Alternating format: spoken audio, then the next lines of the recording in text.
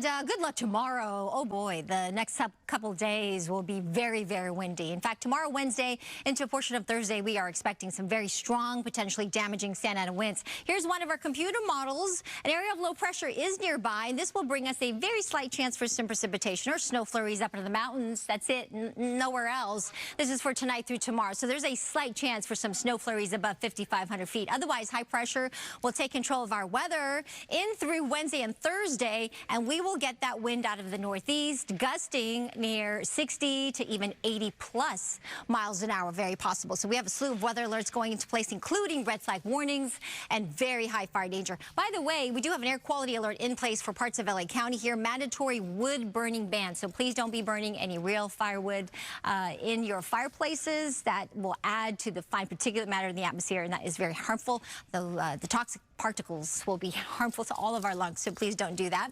5 to 8 foot sets as far as surf heights in Ventura County if you're headed to the beach there, so watch the high rip current risk. We have had no rain so far this month of January. In fact, December the same. Second wettest month of the year, typically January, with over 3 1/4 inches of rain, and we have had none. So our drought conditions definitely developing here in our state once again. Our deficit now has grown to over 4 inches. The last time it rained, and it was just a little tiny bit, was back in November. Hopefully the pattern will change as we get beyond the 7-day forecast, but just remember, this is a La Nina year, and typically that means drier conditions for us here in Southern California. 3 to 6 foot sets for Ventura County, LA beaches. That's why the high surf advisory is in effect there, getting up to 8 feet even in some areas in Ventura. 75 today for downtown, 79 for the valleys. The winds really picking up tomorrow into Wednesday with breezy conditions on Thursday. Bottom line, very dry conditions will contribute to the higher fire danger. Windy as well up into the mountains.